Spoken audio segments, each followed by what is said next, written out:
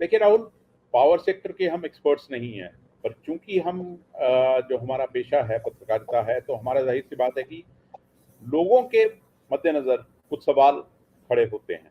सीधी सी बात है। पहली चीज ये है कि पावर क्राइसिस, सबसे पहला तो ये है ना कि क्यों खड़ा हुआ है। तो उसके कई फैक्टर सामने आ रहे हैं। उसमें सबसे बड़ी चीज ये आ रही है कि आपको जो इंटरनेशनल मार्केट में कोल का प्राइस बहुत हाई चला गया, इंपोर्ट्स नहीं हो पाए। उसमें यूक्रेन रशिया जो वॉर चल रही है उसका फैक्टर भी आ रहा है।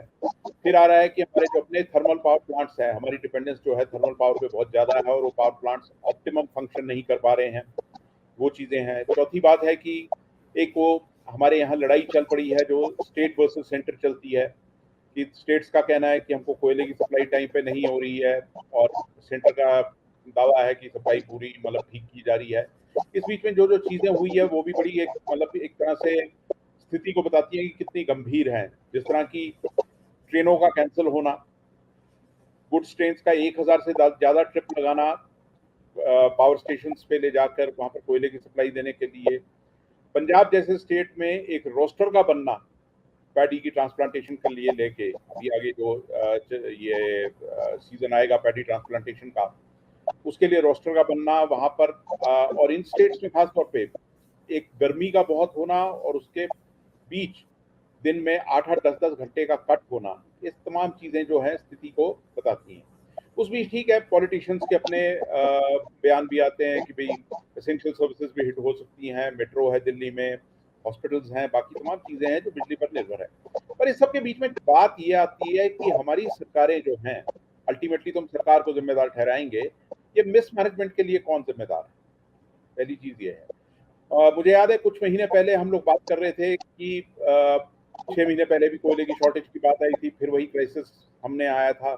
और तब ये कहा गया था कि क्योंकि बारिश ज्यादा हुई है तो कोल माइंस में कोयला गीला है और उससे नहीं हो पा रहा। पर बात यह है कि अगर ये इंपोर्ट करना था तो किसकी जिम्मेदारी थी। एक जो सप्लाई है एसेंशियल, उसको इंश्योर करने किसकी जिम्मेदारी है। अच्छा, स्टेट्स की तरफ से भी वो प्रोडक्शन इंश्योर करना किसकी जिम्मेदारी है। और उसके बाद जो इसका जो ट्रांसमिशन है, डिस्ट्रीब्यूशन है, उसको इंश्योर करना। मतलब आप ये देखिए कि आज हम 75 साल बाद, इस देश के आजाद होने के बाद, हम इन बेसिक मुद्दों को भी पूरी तरह लोगों को सप्लाई नहीं कर पा रहे, चाहे वो पानी हो चाहे वो बिजली हो। और हमारे यहाँ ऐसा ही नहीं है कि थर्मल पावर है। हमारे यहाँ कहने को तो हमने न्यूक्लियर डील भी साइन की थी अमेरिका के साथ, उसके बाद कहाँ तक बात आगे गई है ये देखने वाली बात है। थर्मल पावर ठीक है, थोड़ा बहुत जो हाइड्रो पावर है वो कुछ स्टेट्स में पूरा करती है सप्लाई। थर्मल स्टेशन जो है, आपको ये देखना है कि जब आपको पूर्वानुमान है कि गर्मी बढ़ेगी, पहली चीज। दूसरी चीज, इंडस्ट्रियल प्रोडक्शन ऊपर जाएगी क्योंकि लॉकडाउन से बाहर हम आए हैं, तो जाहिर सी बात है कि बिजली की डिमांड बढ़ेगी। तो उस डिमांड को एड्रेस करने के लिए सरकारों ने क्या किया। अब केवल ब्लेम गेम से बात नहीं बनती है। फिलहाल तो इतना ही कहूंगा राहुल। मेरे ख्याल से राहुल फ्रीज हो गए हैं। रंजना, आप क्या कहती हैं, क्यों ये इस तरह का प्रॉब्लम्स नजर आ रही है। इस सबसे पहले मतलब कि एक चीज तो ये आती है ना कि अगर हम वही 6 महीने पहले जाते हैं जब वो क्राइसिस आया था, सरकार से पहले तो ये पूछना चाहिए ना कि क्या अब तक कोई आइडेंटिफाई हुआ कि कौन जिम्मेदार था उस क्राइसिस के लिए। अगर था तो उसके खिलाफ क्या एक्शन लिया गया, या क्या रेमेडी क्या ली गई, क्या ऐसा कुछ किया गया। पहला सवाल तो ये उठता है, क्योंकि मुझे अभी तक ध्यान नहीं है कि मैंने कुछ पढ़ा हो कि उस क्राइसिस के लिए क्या, कौन जिम्मेदार था, क्या हुआ था, क्या आगे बड़ी बात। पहली चीज तो वो आती है। दूसरी चीज, जिस तरह यादव साहब ने बोला कि भाई ये एक हमारे यहाँ जो एक कंसेप्ट था ना एक वेलफेयर स्टेट का, तो वेलफेयर स्टेट का कंसेप्ट धीरे धीरे इरोड होता चला गया है। ये कुछ आखिरी की कुछ कड़ियां बची हैं जिनको हम इरोड करने पे उतारू हुए हैं। देखिए, पावर जो है, आप सिर्फ और सिर्फ इंडिविजुअल कंजम्पशन नहीं है इस पे कि हम ये कहें कि घर को सप्लाई नहीं मिल रही। देखिए, आपका एग्रीकल्चर हिट होता है, आपकी इंडस्ट्री हिट होती है, इंडस्ट्री हिट होती है तो एम्प्लॉयमेंट हिट होती है, एम्प्लॉयमेंट हिट होती है तो आपका रेवेन्यू, जीडीपी, जो भी पैरामीटर्स हैं इकोनॉमी के, सारे हिट होते हैं। तो क्या आपकी ये जिम्मेदारी नहीं बनती कि इस क्राइसिस के पीछे जो भी मतलब लोग जिम्मेदार रहे हों उनके खिलाफ कुछ एक्शन लिया जाए। क्या हुआ, मैं तो 6 महीने पहले की बात जा रहा हूँ, उसे उसे बात की बात नहीं जा रहा हूँ। अच्छा, दूसरी चीज कि अब आपने एक पैनिक, दूसरा ये होता है कि हमारी सरकारों का एक पैनिक रिएक्शन होता है, शॉर्ट टर्म रिएक्शन और पैनिक रिएक्शन कि शॉर्ट टर्म में क्राइसिस आ गया, अब क्या करना चाहिए, तो चलो अब आप इंपोर्ट, आपने जो पहले कोल का बंद किया था कह के भी हम आत्मनिर्भर भारत बनाएंगे, वो कोल दोबारा इंपोर्ट अलाउ कर दो। फिर आपको लगता है कि नहीं, कोल की कॉस्ट बहुत ज्यादा है, कोल की कॉस्ट बहुत ज्यादा है तो हमारी कंपनियां लेंगी नहीं, परचेज नहीं करेंगी। मतलब आपका एक ये नी जर्क रिएक्शन, पैनिक रिएक्शन, कोई लॉन्ग टर्म स्ट्रैटेजी आपके पास है या नहीं है? अच्छा, इस सब के बीच में जहां हम एक तरफ बात कर रहे हैं प्राइवेटाइजेशन की, तो दूसरी तरफ इसमें पॉलिटिक्स भी तो इन्वॉल्व है। जब आप देखते हैं कि आम आदमी पार्टी, आपने जैसा शुरू में ही कहा कि आम आदमी पार्टी एक फ्री पावर देने की बात करती है, तो मतलब कायदे से तो एज अ वोटर आप देखें तो वोटर तो उसको खुशी खुशी देगा ना, हाथों हाथ। फ्री पावर चाहे आप 50 यूनिट दें या 60 यूनिट दें, वोटर को उसमें एक पब्लिक गुड अगर ये नजर आएगा तो लेगा, और खासतौर पे वो मतलब कि जो पूरा सेक्शन है वो तो ऑब्वियसली लेगा। अच्छा, फिर आप बात करते हैं एक तरफ डुअल स्टैंडर्ड्स आ जाते हैं ना। अब जिस तरह अगर ये सरकार बोल रही है कि पावर का मिसमैनेजमेंट हो रही है, और अब ये बात सीधा सीधा ना एक सेंटर स्टेट इशू बन गया,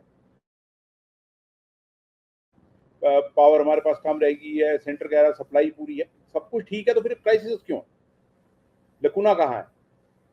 ठीक है ना। और सेंटर स्टेट रिलेशन जो जब हम बात करते हैं तो आपको एक चीज ध्यान रखनी है सेंटर को खासतौर पे, कि you have to take every state on board. अब जैसा यादव साहब बोल रहे हैं कि एक स्टेट वो है जहां पर दिन में 2 घंटे बिजली आ रही है, और दूसरा स्टेट वो है जहां 24 घंटे आ रही है, पर फिर उनके आप वो भी तो देखिए कि उनमें इकोनॉमिक डिस्पैरिटी कितनी है, आपको ये भी देखना है। और इन चीजों को लार्जर कंटेक्स्ट में कौन कौन एड्रेस करेगा? देखिए, प्राइवेटाइजेशन की तरफ धकेलना एक चीज है, और जिस तरह इन्होंने कहा कि वो तो एक मतलब मुर्गी काटने वाला काम है, वो तो जाहिर सी बात है कि आपका मोटिव भी प्रॉफिट रहता है, तो उसके बीच में आपका वेलफेयर स्टेट का कंसेप्ट कहाँ गया? और दूसरी तरफ आप डुप्लिसिटी भी देखिए ना, किसी मेरे ही स्टेट में हिमाचल प्रदेश में जब अरविंद केजरीवाल आके अनाउंस करते हैं कि हम बिजली फ्री बिजली की ये बात ही करती है आम आदमी पार्टी, तो रूलिंग बीजेपी अनाउंस कर देती है कि हम 125 यूनिट बिजली फ्री देंगे, तो वो एक कंपेटिटिव आपकी पॉपुलिस्ट पॉलिटिक्स भी चलती है। दूसरी तरफ आपका ये भी चलता है कि जो कंपनीज ठीक काम नहीं कर रही। बात ये है कि जब आप सरकार हैं, पावर आपके पास है, जो ठीक नहीं कर रहा है उसको ठीक कौन करेगा, ये आपकी जिम्मेदारी बनती है ना एज अ गवर्नमेंट। चाहे वो जनरेटिंग यूनिट्स हैं, चाहे वो डिस्ट्रीब्यूशन यूनिट्स हैं, चाहे वो प्राइवेट है चाहे वो पब्लिक है। देखिए, एज अ कंज्यूमर मुझे कुछ नहीं लेना देना, एज अ कंज्यूमर। और कंज्यूमर भी मतलब आप देखिए ना कि चलिए एक आम कंज्यूमर की बात छोड़ दीजिए, आप सोचिए कि एक हॉस्पिटल की अगर ये पावर सप्लाई थ्रेटन्ड हो तो उसका मायने क्या होते हैं?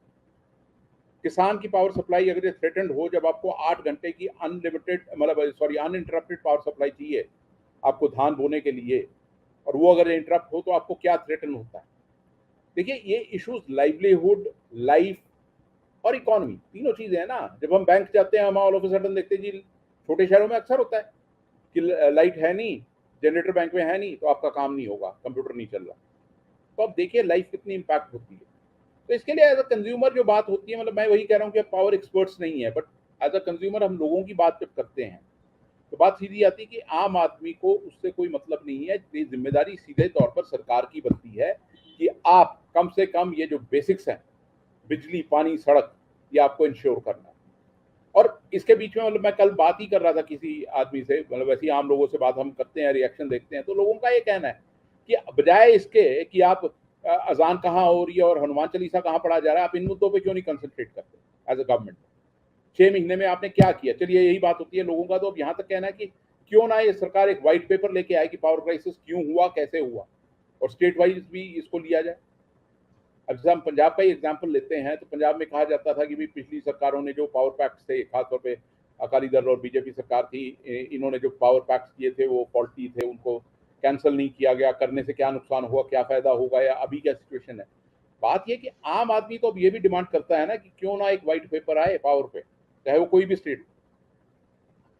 वही पंजाब जो मतलब जो भी हुआ उसके बाद, ये अपने आप में एक इन्वेस्टिगेशन का मामला है। पर हाँ, एक चीज ये भी सही थी कि जब तक अकाली दल सरकार थी तो पंजाब में पावर क्राइसिस नहीं था।